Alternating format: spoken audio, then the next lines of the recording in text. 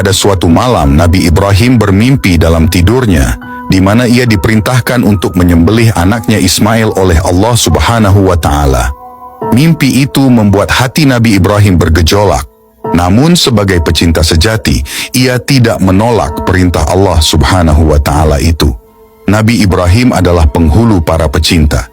Nabi Ibrahim berpikir tentang apa yang dikatakan kepada anaknya ketika ia menidurkannya di atas tanah untuk kemudian menyembelihnya. Lebih baik baginya untuk memberitahu anaknya, dan hal itu lebih menenangkan hatinya daripada memaksanya untuk menyembelih. Akhirnya Nabi Ibrahim pergi untuk menemui anaknya. Ibrahim berkata, "Wahai anakku, sesungguhnya aku melihat di dalam mimpi, aku menyembelihmu. Maka bagaimana pendapatmu?" Al-Quran Surah Asy-Syaffat ayat 102. Perhatikanlah bagaimana kasih sayang Nabi Ibrahim dalam menyampaikan perintah kepada anaknya. Lalu menyerahkan urusan itu kepada anaknya. Apakah anaknya akan menaati perintah tersebut?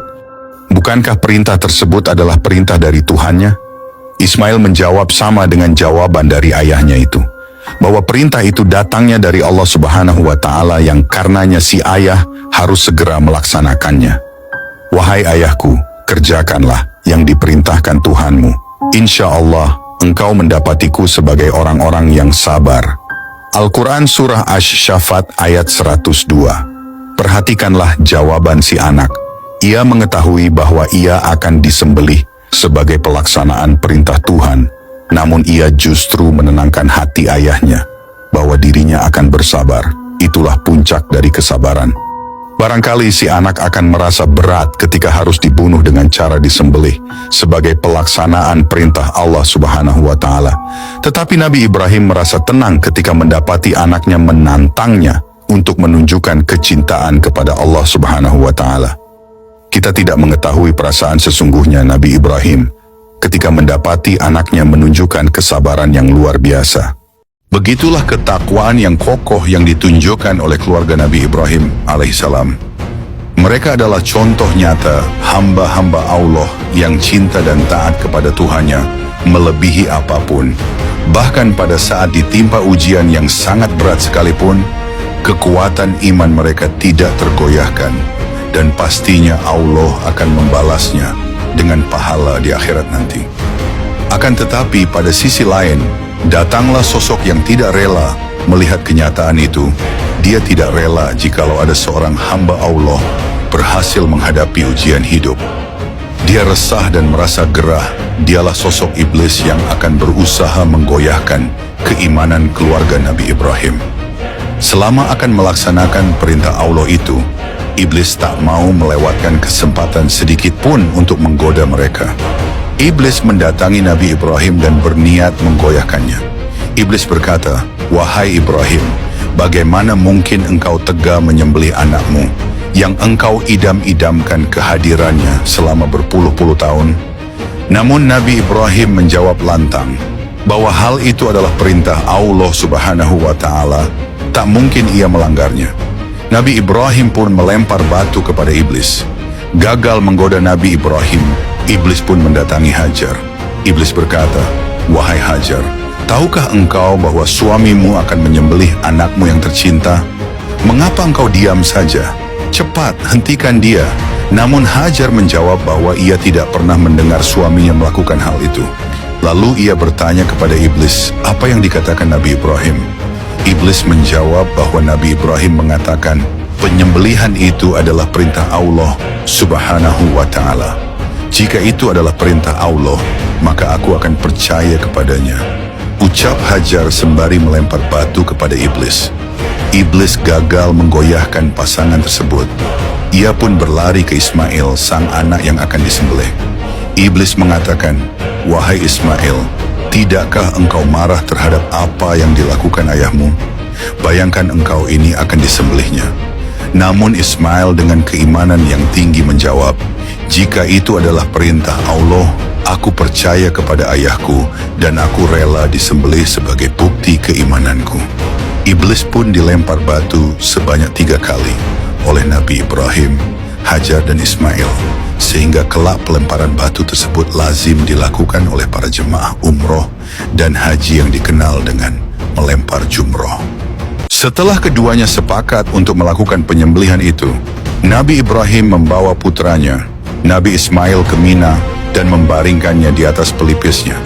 Saat-saat penuh kesedihan itu, Nabi Ismail lantas mengatakan pada ayahnya dengan penuh keikhlasan, yaitu, "Wahai ayahku, kencangkanlah ikatanku agar aku tidak lagi bergerak. Sing-singkanlah bajumu agar darahku tidak mengotori. Dan jika nanti ibu melihat bercak darah itu, niscaya ia akan bersedih. Percepatlah gerakan pisau itu dari leherku, agar terasa lebih ringan bagiku, karena sungguh kematian itu sangat dahsyat. Apabila engkau telah kembali, maka sampaikanlah salam kasihku kepadanya." Tafsir Al-Wasith oleh Syekh Muhammad Said Al-Tantawi. Setelah mendengar ucapan anaknya yang sangat baik dan taat, dengan dipenuhi perasaan sedih dan linangan air mata, Nabi Ibrahim sebagai ayah darinya menjawab, "Sungguh sebaik-baiknya pertolongan adalah engkau, wahai anakku, dalam menjalankan perintah Allah." Nabi Ibrahim melakukan apa yang telah disampaikan putranya. Kemudian Nabi Ibrahim menciumnya dengan penuh kasih sayang dan linangan air mata, dan akhirnya mengambil pisau untuk menyembelihnya. Setelah pisau sudah ada di tangannya, ia meletakkan pisau tajam itu ke leher Nabi Ismail. Namun keajaiban datang dari Allah. Pisau itu ternyata sama sekali tidak melukai Nabi Ismail. Beberapa kali Nabi Ibrahim mengulanginya, namun tetap sebagaimana semula. Jangankan melukai, bahkan pisau itu tidak memberi bekas apapun pada anak semata wayangnya itu. Nabi Ismail mengatakan pada ayahnya, "Wahai ayahku, palingkanlah wajahku hingga tak terlihat olehmu. Karena sungguh, jika melihat wajahku, engkau akan selalu merasa iba." Perasaan iba itu dapat menghalangi kita untuk melaksanakan perintah Allah. Apalagi di depan mataku terlihat kilatan pisau yang sangat tajam, tentu membuatku ketakutan. Tafsir As-Sya'labi, Syekh Abu Ishaq bin Ibrahim As-Sya'labi. Lagi-lagi sosok Nabi Ismail sangat berperan dalam menjalankan perintah Allah ketika perintah yang harus dilakukannya merupakan perintah tidak bisa diterima oleh akal. Kemudian Nabi Ibrahim kembali menuruti permintaan anaknya. Namun yang terjadi masih saja seperti semula. Pisaunya yang sangat tajam tetap tidak bisa melukai Nabi Ismail. Berbagai pertanyaan muncul saat itu, di mana pisau yang sangat tajam bahkan bisa membelah batu yang begitu keras, namun tidak bisa melukai leher Nabi Ismail yang begitu halus dan lembut. Saat itulah Allah menurunkan firman-Nya, sekaligus menjawab berbagai pertanyaan itu. Dalam Al-Quran disebutkan, "Lalu kami panggil dia, 'Wahai Ibrahim, sungguh engkau telah membenarkan mimpi itu. Sungguh demikianlah kami memberi balasan kepada orang-orang yang berbuat baik. Sungguh ini benar-benar suatu ujian yang nyata. Kami tebus anak itu dengan seekor sembelihan yang besar. Kami abadikan untuk Ibrahim pujian di kalangan orang-orang yang datang kemudian." Al-Quran Surat As-Saffat ayat 104-8. Seperti itulah kisah heroik, histeris, dan sangat dramatis yang terjadi pada Nabi Ibrahim dan putranya Nabi Ismail alaihissalam. Ketika keimanan dan keyakinan sudah melekat dalam jiwa, ia mampu mengalahkan segala kemauan yang bersifat rasionalitas. Meski rasio tidak menerima akan tindakan seorang ayah untuk menyembelih anaknya, namun keimanan lebih ia kedepankan dari semuanya.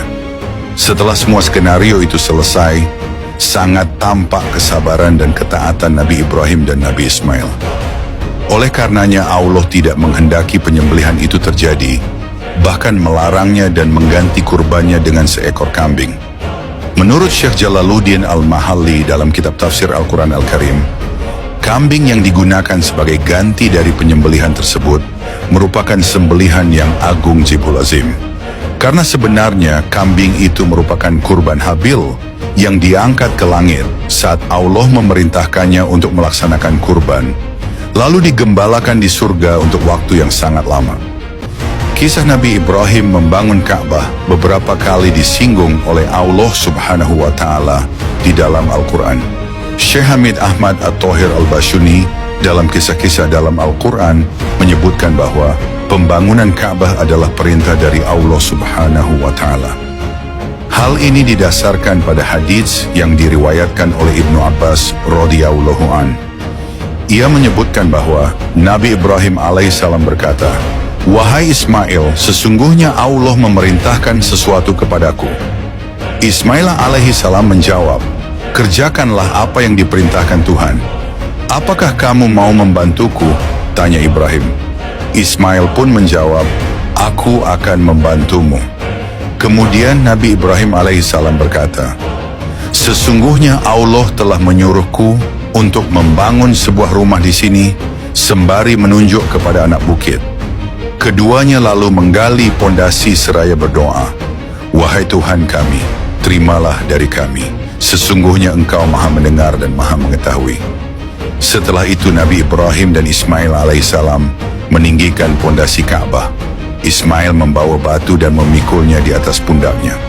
Sementara itu ayahnya, Ibrahim alaihissalam, membangun dan menyusun batu-batu itu hingga beberapa tumpukan. Setelah menjadi tinggi dan Nabi Ibrahim kesulitan untuk menjangkaunya, Ismail pun datang membawa batu dan meletakkannya di bawah kaki ayahnya. Batu yang digunakan sebagai pijakan Nabi Ibrahim inilah yang kelak menjadi makom, yakni tempat Ibrahim berdiri di atasnya. Di saat Nabi Ibrahim menyusun batu-batu itu, Ismail terus mengambil batu yang lain dan memikulnya hingga bangunan Ka'bah itu selesai. Keduanya pun berkata, "Wahai Tuhan kami, terimalah dari kami. Sesungguhnya Engkau Maha Mendengar dan Maha Mengetahui."